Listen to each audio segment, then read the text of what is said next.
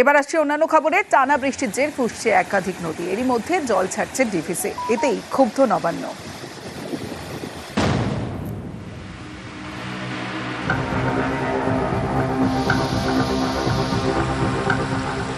গত কয়েকদিন ধরে টানা বৃষ্টি, এই বৃষ্টিতে দক্ষিণবঙ্গের চরম ভোগান্তি। এরই মধ্যে জল ছাড়ছে ডিভিসি, এতে ক্ষুব্ধ নবান্ন। জল ছাড়ার আগে নবান্নকে জানাতে হবে, ডিভিসিকে জানিয়েছে রাজ্য। বৃষ্টির জেরে এখনো রাজ্যের বিভিন্ন জেলায় জমা জলের দুর্ভোগ।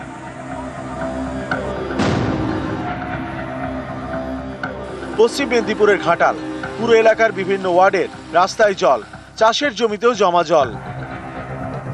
সমস্যা, যাতায়াতের সমস্যা, জল শরীর খারাপ হলে ডাক্তারখানা যাওয়ার অসুবিধা, বাজার টাজার করতে যাওয়ার অসুবিধা, সব দিক দিয়ে চাষবাসের তো সব ফসল নষ্ট হয়ে গেছে, তিল, বাদাম, জল বাড়ছে। ঘাটালের দেওয়ানচকও জলমগ্ন, শনিবার তলিয়ে গিয়ে প্রাণ যায় এক শিশুর।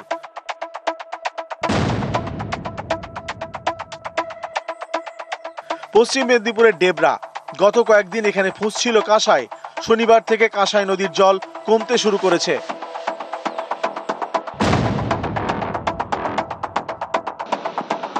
ঝাড়গ্রামে জলের নিচে রাস্তা, ভৈরববাকির জল বাড়ছে, এর জেরে ভোগান্তি। নিউজ 18 বাংলা।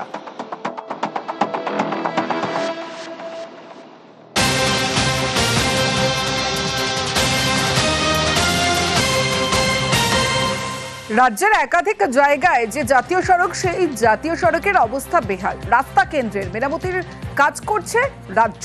রাস্তা মেরামতি নিয়ে বা জাতীয় সড়ক কর্তৃপক্ষকে চিঠি নবান্নের চিঠিতে কি উল্লেখ, বিস্তারিত জানবো। সোমরাজ রয়েছে আমার সঙ্গে। সোমরাজ, দেখো, রাজ্যে একাধিক জাতীয় সড়ক রয়েছে, বিশেষ করে দুর্গাপুর এক্সপ্রেসওয়ে থেকে শুরু করে যশোর রোড, এমনকি কোনা এক্সপ্রেসওয়ে, বেলগড়িয়া এক্সপ্রেসওয়ের একাংশ। টানা বৃষ্টিতে দেখা যাচ্ছে এই এক্সপ্রেসওয়েগুলির অবস্থা খুবই খারাপ, একাধিক জায়গায় খানা খন্দ গর্তে ভরা। কেন্দ্রীয় জাতীয় সড়ক কর্তৃপক্ষকে চিঠি দিলেও বা জানানো হলেও জাতীয় সড়ক কর্তৃপক্ষের তরফে রাস্তা মেরামতির কাজে কোনো রকম আগ্রহ না দেখানোয় এবার রাজ্য তার নিজের টাকাতেই জাতীয় সড়কের মেরামতির কাজ শুরু করলো। তার কারণ, লাগাতার বৃষ্টিতে জাতীয় সড়কের একাধিক জায়গায় যেভাবে খানাখন্দ গর্ত তৈরি হয়েছে, সেক্ষেত্রে একাধিক জায়গায় যানজট তৈরি হচ্ছে। তাই সাধারণ মানুষের চলাচলের যোগ্য করার জন্য, পণ্যবাহী গাড়িগুলি চলাচলের যোগ্য করার জন্য রাজ্য তার নিজের টাকাতেই জাতীয় সড়কের মেরামতির কাজ শুরু করলো। ইতিমধ্যেই সেই কাজ শুরু হয়েছে বেলগড়িয়া এক্সপ্রেসওয়ের একাংশে, কোনা এক্সপ্রেসওয়ের একাংশে বলে সূত্র মারফত খবর। শুধু তাই নয়, জাতীয় সড়ক কর্তৃপক্ষকে চিঠি দিল নবান্ন এবং সেই চিঠিতে উল্লেখ করা হলো যাতে অবিলম্বে জাতীয় সড়ক কর্তৃপক্ষ এই মেরামতির কাজগুলি শুরু করে এবং রাজ্য যে তার নিজের টাকাতেই আপাতত ভাবে মেরামতির কাজ শুরু করে দিয়েছে সেটিও জাতীয় সড়ক কর্তৃপক্ষকে জানানো হলো।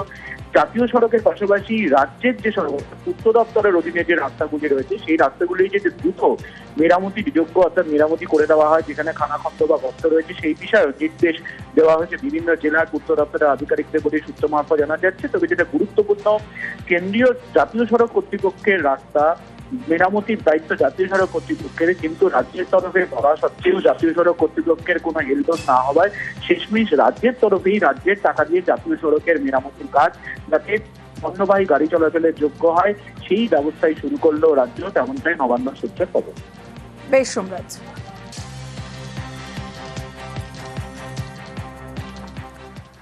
ম্যাট্রিমনি সাইটে ব্যবসায়ী পরিচয় দিয়ে বন্ধুত্ব, আর পরে বিয়ের প্রলোভন নিয়ে ৪৪ লক্ষ টাকা প্রতারণা। হুগলির এক তরুণীর অভিযোগের ভিত্তিতে এবার পুলিশের জালে ২ অধরা মূল অভিযুক্ত। বিয়ের প্রতিশ্রুতি দিয়ে প্রতারণা, লক্ষ লক্ষ টাকা গায়েব। অভিযোগ পেয়ে তদন্তে নামে হুগলি গ্রামীণ পুলিশের সাইবার ক্রাইম থানা। ধরা পড়ে ২ জন, তার মধ্যে জাহির আব্বাসের বাড়ি হুগলির খানাকুলে, অভিষেক রায়ের বাড়ি ঝাড়খণ্ডে। জানা গিয়েছে, ম্যাট্রিমনি সাইটে এক ব্যক্তির সঙ্গে পরিচয় হয় হুগলির তরুণীর। ওই ব্যক্তি নিজেকে ব্যবসায়ী বলে পরিচয় দেন, তরুণীকে বিয়ের প্রস্তাব দেন। দুজনের মধ্যে কথা এগোতে থাকে। অভিযোগ, ওই ব্যক্তি ব্যবসার কারণ দেখিয়ে তরুণীর থেকে টাকা চান। ধাপে ধাপে মোট ৪৪ লক্ষ টাকা হাতিয়ে নেন। এরপরে তরুণীর সঙ্গে যোগাযোগ বন্ধ করে দেন ওই ব্যক্তি। প্রতারিত হয়েছেন বুঝতে পেরে কামারকুণ্ডু সাইবার ক্রাইম থানায় অভিযোগ দায়ের করা হয়। শেষমেশ জালে ২। আমরা তাদেরকে অ্যারেস্ট করতে পেরেছি। তাদের একজন হচ্ছেন অভিষেক রায়, যার বাড়ি ঝাড়খণ্ডের দেওঘরে। দ্বিতীয় ব্যক্তি যাকে আমরা অ্যারেস্ট করি তার নাম জাহির আব্বাস। যাদেরকে আমরা অ্যারেস্ট করেছি তাদের অ্যাকাউন্টের ট্রানজ্যাকশনটা রিলেশনশিপটা আমরা এস্টাবলিশ করতে পেরেছি। 5টা অ্যাকাউন্ট আমাদের জোন অফ কনসিডারেশনের মধ্যে আছে বা ইনভেস্টিগেশনে, বাকি আরও এখন ইনভেস্টিগেশন চলছে। ধৃতদের থেকে 40 লক্ষ টাকা উদ্ধার করেছে পুলিশ। বাজেয়াপ্ত করা হয়েছে 3টি মোবাইল ফোন, একাধিক এটিএম কার্ড এবং ব্যাংকের পাসবই। হুগলি থেকে রানা কর্মকার, নিউজ 18 বাংলা।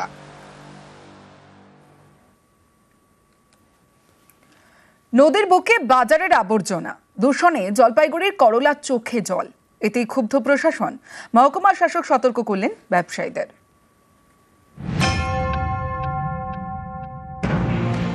জলপাইগুড়ি শহর, এই শহরের মাঝখান দিয়ে বয়ে গিয়েছে করলা নদী। এই নদীর বুকে জমছে বাজারের আবর্জনা। করলা নদীর পাড়ের দিন বাজার। অভিযোগ, প্রতিদিন নদীর বুকে পাড়ে ফেলা হয় বাজারের আবর্জনা। চারিদিকে ছড়ানো প্লাস্টিক, থার্মোকল, দূষিত হচ্ছে নদী। এরই বিরুদ্ধে সরব স্থানীয় এবং পরিবেশ প্রেমীরা।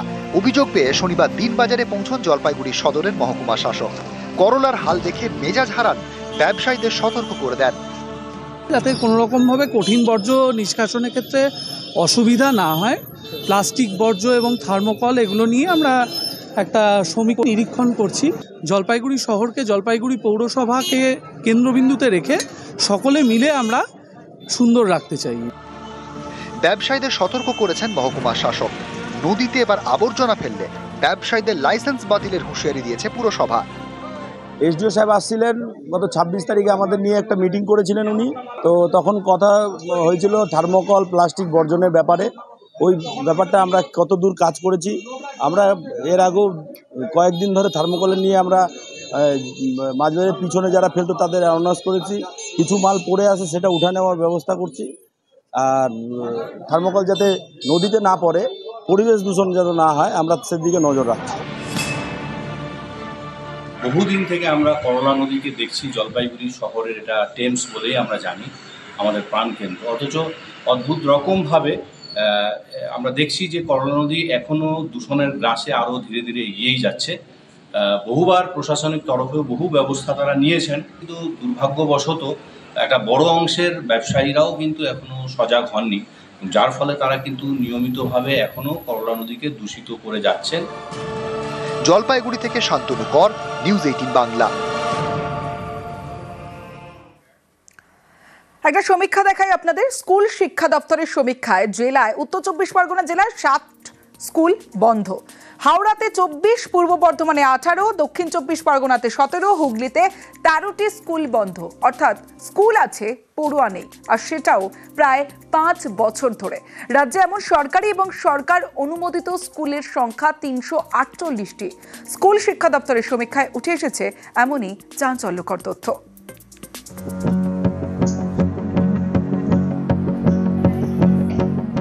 কোনোটা সরকারি স্কুল, কোনোটা সরকার অনুমোদিত। শিক্ষক আছেন কিন্তু পড়ুয়া নেই, তাই স্কুলের গেটে তালা। কিন্তু সংখ্যাটা ঠিক কত তা জানতে সম্প্রতি সমীক্ষা করে স্কুল শিক্ষা দপ্তর। সেই সমীক্ষায় উঠে এসেছে রাজ্যের 23টি জেলার 348টি স্কুলে নেই কোনো পড়ুয়া। 2020 থেকে পড়ুয়া শূন্য। এর মধ্যে বেশিরভাগই প্রাইমারি স্কুল, কোনোটা সরকারি, কোনোটা সরকার অনুমোদিত। স্কুল শিক্ষা দপ্তরের রিপোর্টে বলা হয়েছে উত্তর 24 পরগনায় বন্ধ হয়ে গিয়েছে 60টি স্কুল, হাওড়ায় 24টি, পূর্ব বর্ধমানে 18টি, দক্ষিণ 24 পরগনায় 17টি এবং হুগলিতে বন্ধ 13টি স্কুল। এইসব স্কুলগুলির মধ্যে একটি মায়াপল্লী জিএসএফপি স্কুল। উত্তর 24 পরগনার ইছাপুরের এই স্কুলের গেটে দীর্ঘদিন ধরে তালা। হ্যাঁ, আমি এই স্কুলটায় পড়তাম, আর এই স্কুলটা আগে মানে প্রচুর ছাত্র ছিল। টিচার যখন আস্তে আস্তে কমে গেল, তখন আস্তে আস্তে সব ছাত্রছাত্রীও কমে গেল। আপনারা তো এই পাড়ায় বহু লোক পড়তে বলতে। হ্যাঁ হ্যাঁ হ্যাঁ, এই পাড়ায় যত দেখছেন বাচ্চা কাচ্চা সব এই স্কুলেই পড়তো। খুবই খারাপ লাগছে। পাড়ার মধ্যে বাড়ির পাশে একটা স্কুল এভাবে। এখন কি স্টুডেন্ট একদমই থাকে না? না, একদমই নেই। টিচারও নেই, স্টুডেন্টও নেই। আগে খুব ভালো চলতো, অনেক ছাত্রছাত্রী ছিল এবং স্কুল ভর্তি ছাত্রছাত্রী ছিল। আস্তে আস্তে দেখি ছাত্র কমে গেল সব। হঠাৎ করে কেন এরকম হলো বুঝতে পারলাম না। তারপর এখন তো একেবারে বন্ধ, একেবারেই টোটালি বন্ধ হয়ে গেছে। তাও কতদিন ধরে বন্ধ থাকে? তা হয়ে গেল বছর 3-4-5 হলো। পশ্চিম মেদিনীপুরের ঘাটাল, এখানকার গম্ভীরনগরের গান্ধী প্রাথমিক বিদ্যালয় 7 বছর ধরে বন্ধ। এই বিদ্যালয়ে তো আপনারা পড়াশোনা করেছি আমরা, হ্যাঁ আমার দাদারা করেছে, আমার মানে পূর্বপুরুষরাও করেছেন। সবচেয়ে পুরনো হচ্ছে যে 1928 সম্ভবত, যেটা আমাদের শোনা। 28 সালে এই গান্ধী প্রাথমিক বিদ্যালয় প্রতিষ্ঠা হয়েছিল। শিক্ষক মহাশয় তো আছেন, খাতায় কলমে আছে বলে শুনেছি, আমরা জানি না, হয়তো খাতায় কলমে আছে কিন্তু স্কুল নেই, মানে স্কুলে ছাত্র নেই, ছাত্র তো নেই, তখন থেকেই উঠে গেছে স্কুল। মানে স্কুলে কেউ আসে না? না, স্কুলটা অন্তত 3-4 বছর বন্ধ হয়ে গেছে আর কি। আগে কি দেখেছেন এখানে? আগে তো আমাদের সব মানে স্বামীরা বা আমাদের সবাই বলেছে ওখানে সব পড়াশোনা করেছে ওই স্কুলে। মানে ছাত্র সংখ্যা বারবার কমে যাওয়ার জন্যই সেটা। শিক্ষক 2 জন ছিলেন লাস্ট পর্যন্ত, একজন ছিলেন মহিলা আর একজন হেডমাস্টার মশাই। পড়ে রয়েছে স্কুল বিল্ডিং। এই বিল্ডিংগুলোকে কোন কাজে লাগানো হবে তা জানতে চেয়ে জেলা প্রশাসনগুলিকে চিঠি দিয়েছে স্কুল শিক্ষা দপ্তর। 2020 সাল থেকে 2024 সাল, গত 5 বছরে রাজ্যের এই 348টি স্কুলে একজন পড়ুয়াও ভর্তি হয়নি। 70 বা 80 দশকের এই স্কুলগুলি বর্তমানে এই বেহাল দশায়।